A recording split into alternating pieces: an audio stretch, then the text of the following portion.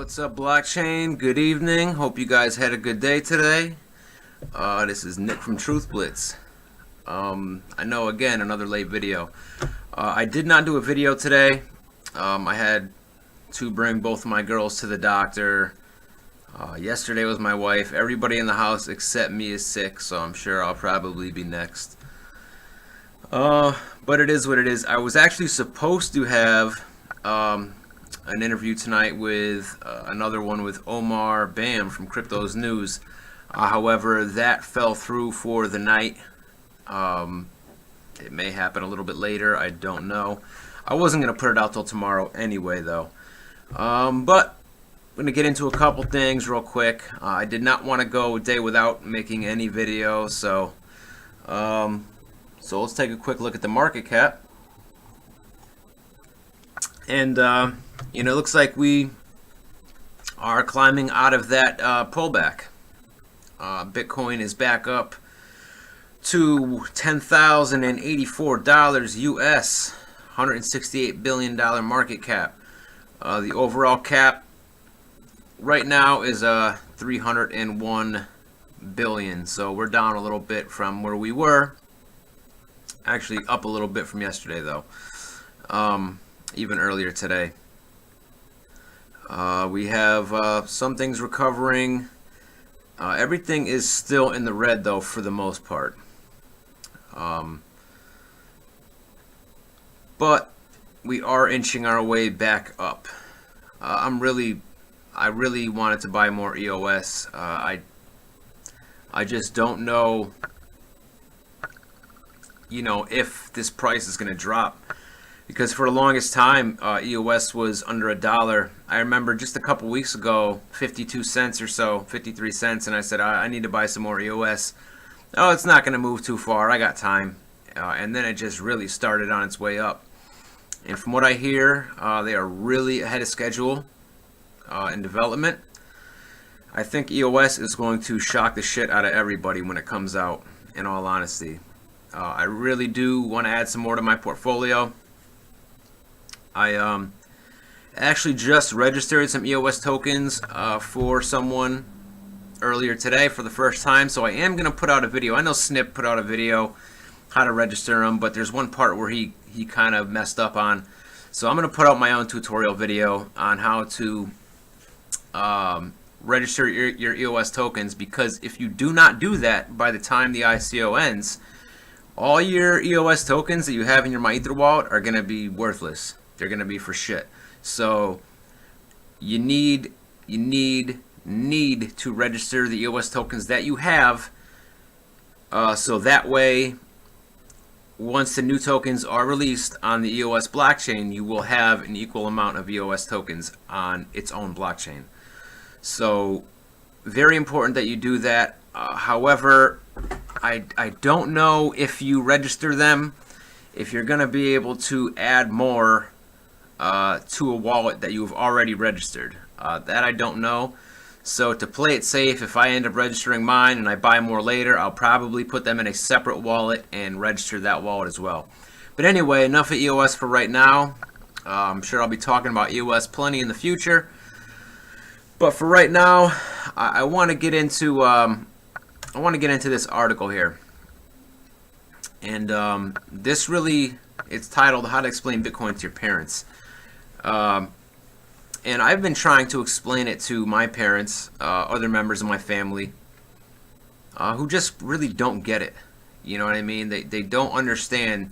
They have a level of interest because they see that I'm in this. They see that I'm making money. And, you know, there's a level of interest.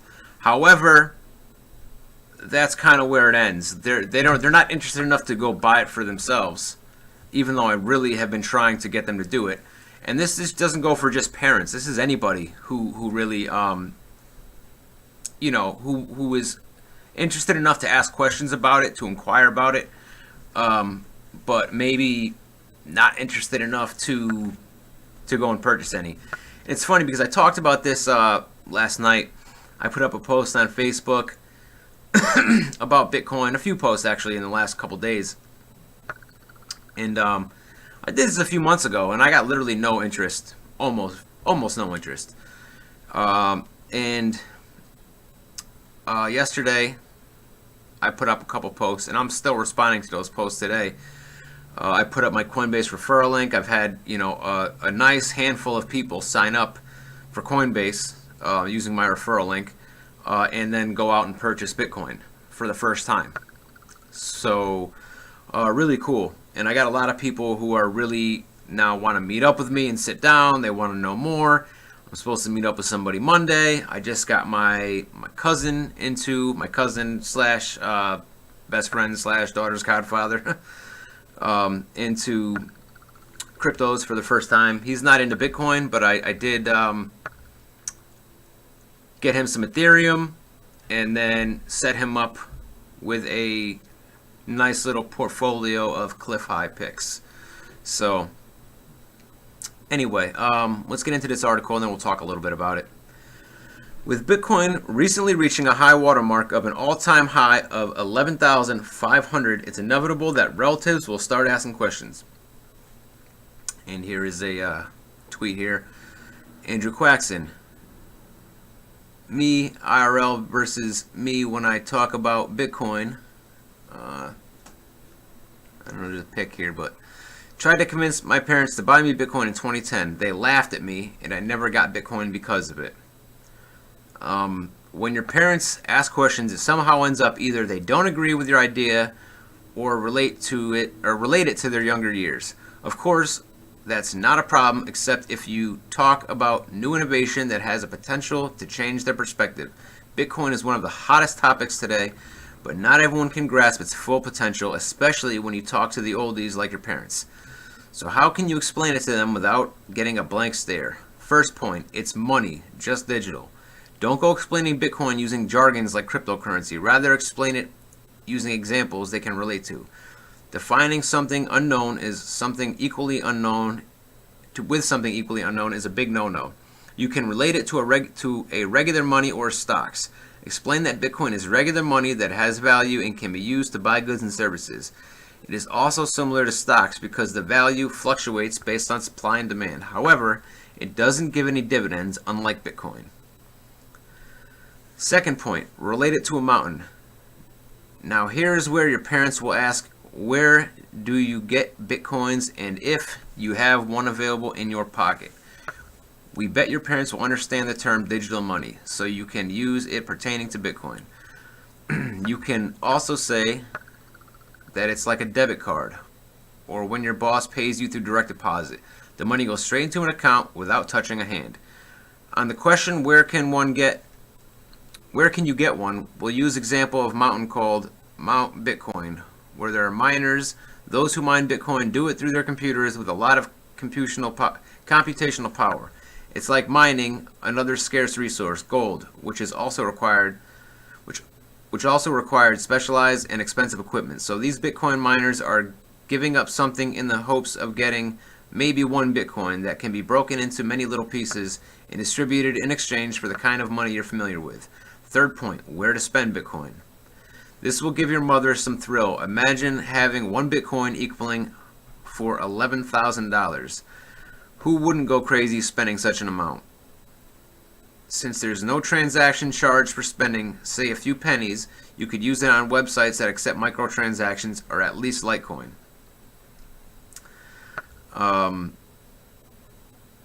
There's a tweet between Elon Musk and Charlie Lee. Not true. A friend sent me part of a Bitcoin a few years ago, but I don't know where it is. Elon, consider accepting Bitcoin for your cars. It's easy to sign up for a Coinbase merchant account and integrate it, and there's zero risk. Good PR too. Future cars bought with future money. Think about it. That's a good point right there. For your dad, you can say how a lot of people are using them for investments, like they're putting money into Bitcoins because the returns are better. We bet saying Bitcoin values have been pretty volatile. In the last year, one Bitcoin has jumped from 4,000 to over 11,000. Will get your dad jump for excitement. Will get your dad jump for excitement. I don't think that was worded right, but okay. You see, it is not easy explaining something new to your parents, but if you follow these points and try hard enough, were sure they would understand how Bitcoin works.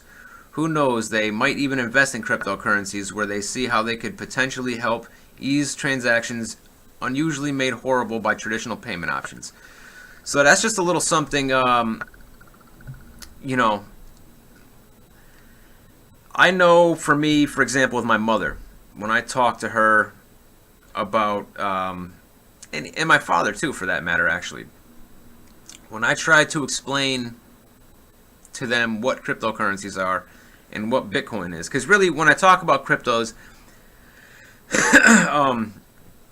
I really always start with Bitcoin because obviously that's the father of all cryptocurrencies. It was the first one here, and everything is just a spawn of Bitcoin. So I start going into technicals, and I think I lose them. I know I lose them, actually.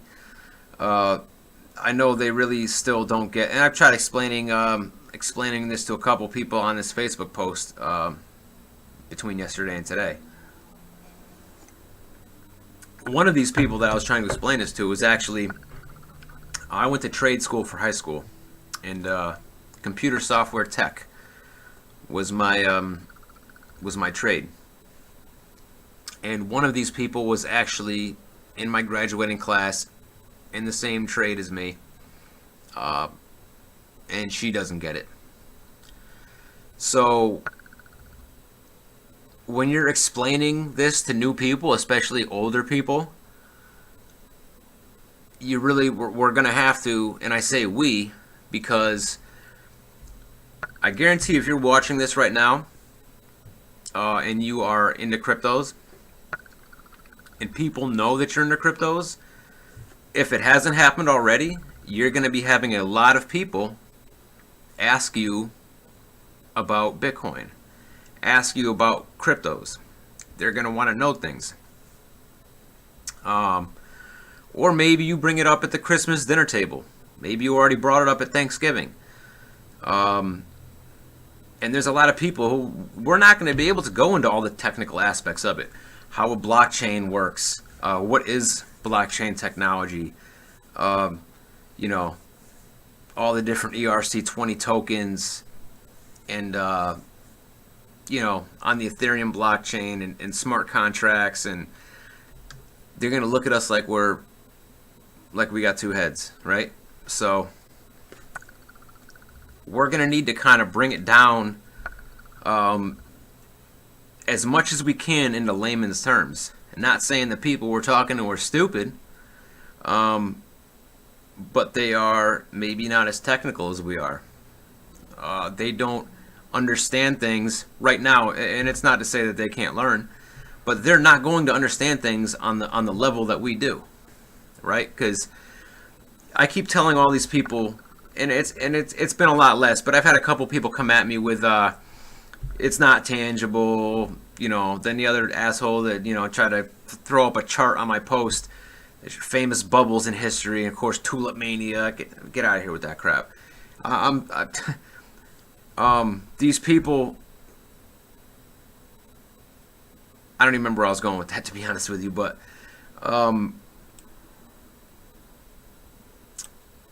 they're never going to understand the technology. Oh, I remember what I was going to say.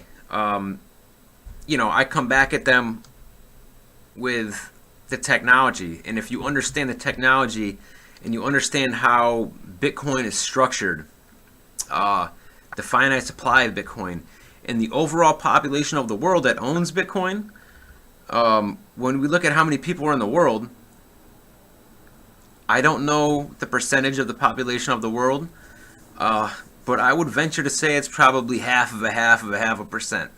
Something along those lines, if not less, right? So how could Bitcoin be in a bubble?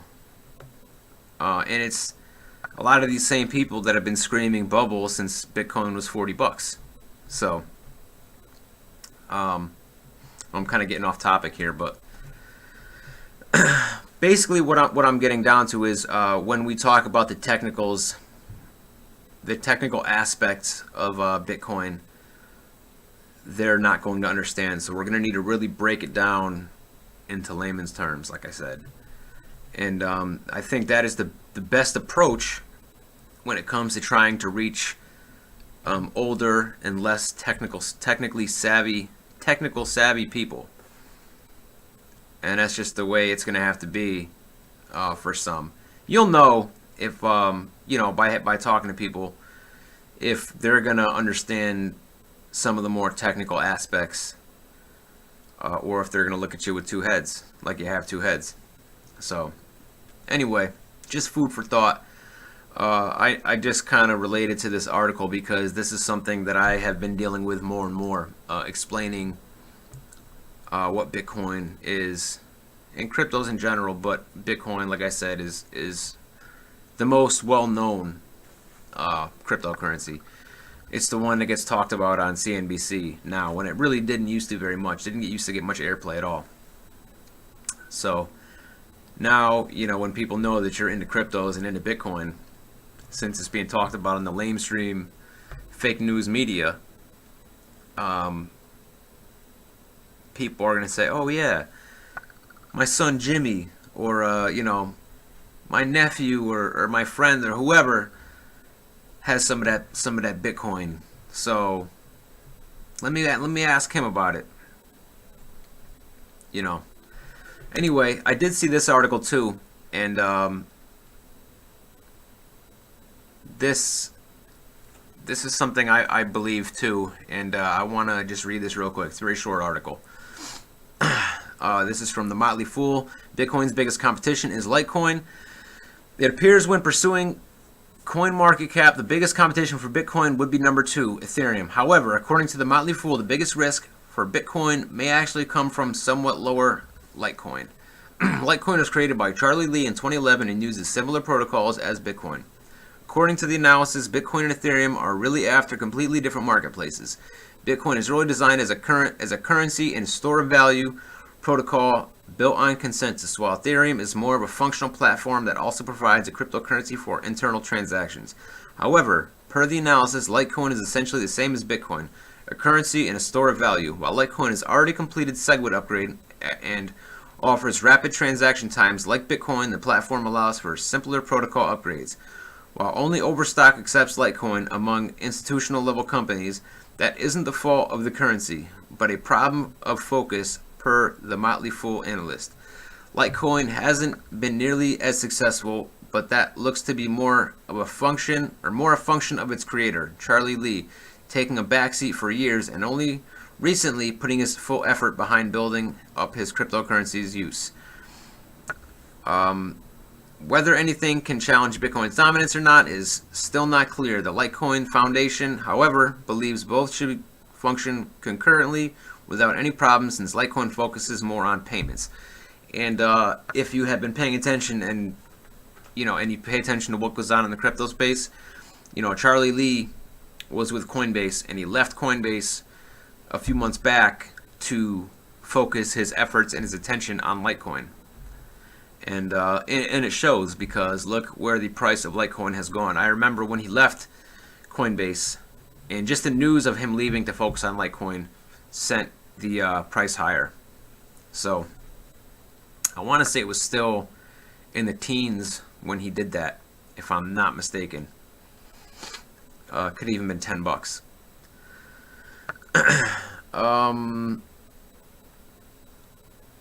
And then here's a tweet right here. Although it's good to have some exposure on major media, we don't believe Litecoin is the biggest competitor for Bitcoin. Bitcoin and Litecoin will have different focuses. Litecoin will definitely focus more on payments.